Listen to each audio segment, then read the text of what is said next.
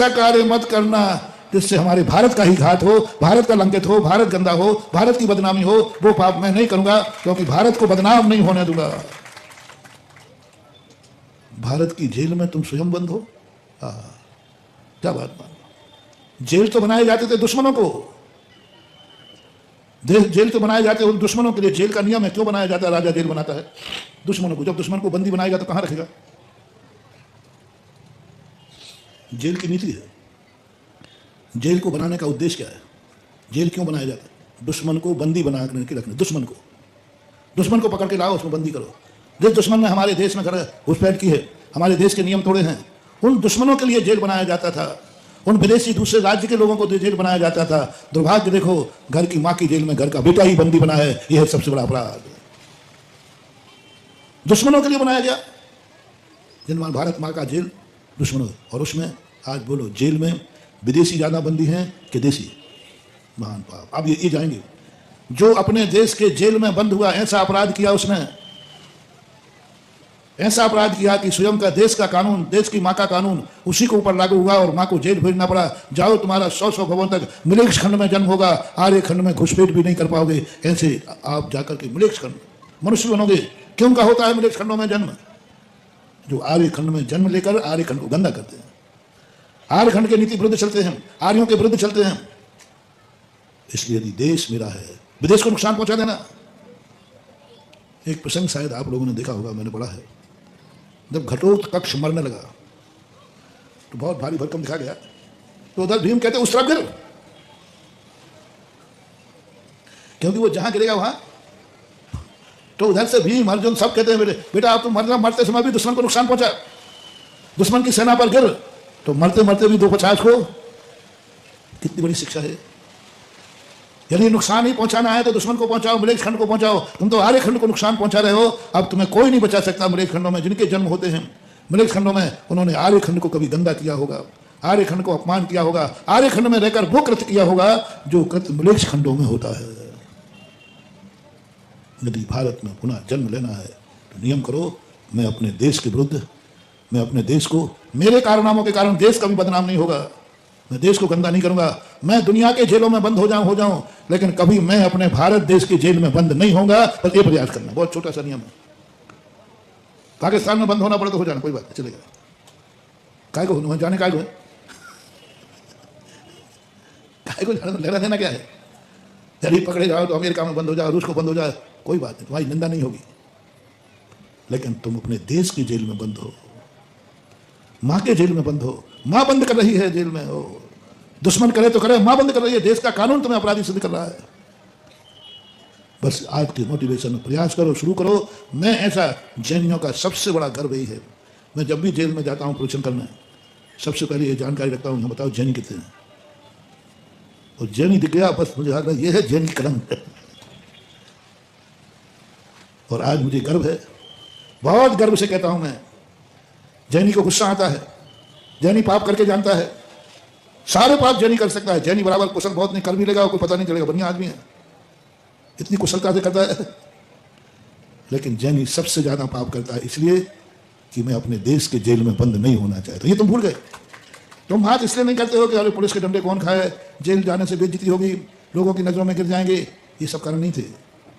ये कारण होता तो सभी डरते, हजारों लोग भी डरते कि जेल में हमें डंडे खाना पड़ेगा, परिवार छूट जाएगा। ये सब कारण बिल्कुल भी नहीं है, ये तो सभी करते हैं। मात्र एक कारण होता है सज्जन पुरुष का कि मैं अपने ही देश के जेल में बंद हूं, अपनी मां के द्वारा अपराधी घोषित किया जाऊं। नहीं, मैं वो पाप नहीं करूंगा जिससे मुझे खुद जेल जाना पड़े देश में। और मुझे गर्व है, जैनी जेल में ना के बराबर मिलते हैं। जिस जाति के लोग जेल में ज्यादा मिले, समझ लेना वे ही देश पर कलंक है। और ऐसे ही लोग मर करके मिलेक्ष खंडों में जन्म लेंगे। जिस जाति के, जिस परिवार के, देश के जेल की बात कर रहा हूं, विदेश की नहीं। भारत देश में जब जब तुम्हें जेल हो, तुम स्वयं समझना मैं वो पापी हूं जो अपने देश की जेल में मैं स्वयं बंद हूं। देशी होकर विदेशी कोठे में बंद हूं। कभी मत करना। वैसे बहुत कम हो रहा है, लेकिन बहुत कुछ बढ़ रहा है आजकल। जैनी बातों बातों में हैं, एक दूसरे को जेल में डाल रहा है, डलवा रहा है। मैं किसी दुख के कारण नहीं कह रहा हूं, तुम तो दुख तो सहन कर लोगे, जेल में कोई कष्ट नहीं होते। आजकल तो बहुत बढ़िया VIP व्यवस्था है जेलों में, बहुत शांति से बताना हो तो सवाल उसका नहीं है, सवाल हमें अगले भाव का है कि हमारा जैनी भक्त कभी मर करके अगले भाव में मोक्ष जाए या न जाए, स्वर्ग जाए या न जाए, लेकिन मिलेक्स खंड नहीं जाना चाहिए। आर्य भारत का व्यक्ति भारत में जन्म मत करना। यदि आपको अपनी जाति, जैन जाति तुम्हारी जाति है, जैन बोलो, ब्राह्मण क्षत्रिय सब ले लेना। आपको अपनी जैन जाति पराई है कि तुम स्वयं तुम्हारी है? तुम जैन जाति अदर हो कि इधर हो? जैनी बताओ। अजैन तो कह देगा कि जैन इधर है। अब जैनी से पूछता हूँ, जैन जाति तुम्हारी इधर जाति है कि तुम्हारी खुद की जाति है? जोर से बोलो ना। बस ऐसा पाप मत करना, ऐसा क्रोध मत करना कि तुम्हारे कारण से तुम्हारी जाति बदनाम हो जाए। मैं मोक्ष के लिए नहीं करा रहा हूं, किन किन कारणों से तुम्हारी जाति बदनाम होगी। जैन जाति में भी लोग ऐसे पैदा हो गए, किया तुमने है, पूरी जाति बदनाम हो गई।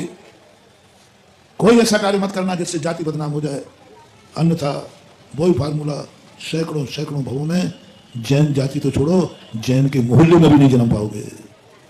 जन्मोगे उन पापियों के बीच में, जन्मोगे उन शराबियों के बीच में, जन्मोगे उन मसालियों के बीच में, जन्मोगे वहां जहां तुम्हें कहीं सगुन नहीं मिलेगा, क्योंकि तुमने एक जैन जाति में जैन होकर के जैन जाति का अपमान किया था। दूसरा व्यक्ति जैन जाति का अपमान करे उसको नहीं कह रहा हूं। जैनी तुम इतने बड़े पापी हो गए कि अपनी जाति को खुद बदनाम कर रहे हो। तुम जब रात्रि भोजन करो, तुम इसलिए नहीं करा रहा हूं कि तुम मोक्ष ले जाओ, मोक्ष, बस मेरे रात्रि भोजन करने से जैन जाति बदनाम, जैन जाति कलंकित होगी। सारी दुनिया को मालूम है कि जैन रात में नहीं खाते हैं, और मैं खाऊंगा तो लोग क्या कहेंगे, आजकल तो जैनी भी रात में खाया तुमने था, और बदनाम कितना हो गया। एक बार मैंने सुनाया था ना, अंग्रेजों के समय जैनियों को 1 घंटे की छूट दी जाती थी शाम को। मुझे शेखावाटी में एक वृद्ध सज्जन थे, 85-87 साल के, उन्होंने बताया 1 घंटे की जैनी को छूट देते थे। वही जैनी है, रात में नहीं खाता है, लेकिन 1 घंटे बाद पुनः फिर आना पड़ता था ड्यूटी पर। तो एक व्यक्ति गया, नहीं बोले साहब हम फिर लौट के नहीं आ पाएंगे, तो फिर भोजन का क्या करोगे? बोले हमें तो चलता है, हम लौट के नहीं आएंगे, अब हमें दूसरा काम है, आप तो हम अभी कर, तो भोजन कैसे करोगे? बोले हमें रात में चलता है। बस ऑफिसर था, सनक गया। बोले जब एक जैन खा सकता है तो ये सारे जैन तो बदमाश है। जब एक जैन खा सकता है तो सब क्यों नहीं? उठा करके फरमान जारी कर दिया गया, किसी को शाम को छुट्टी नहीं दी जाए, क्योंकि जैनी के रात में चलता है। बोलो महान भाव, इस पापी की गति बताओ क्या होगी? उसके अकेले रात्रि भोजन का करने से पूरी जैन जाति को रात्रि के नियम को उल्लंघन करा दिया गया। अब ये है पापी, तुम्हारे कारण से जैन जाति बदनाम होगी।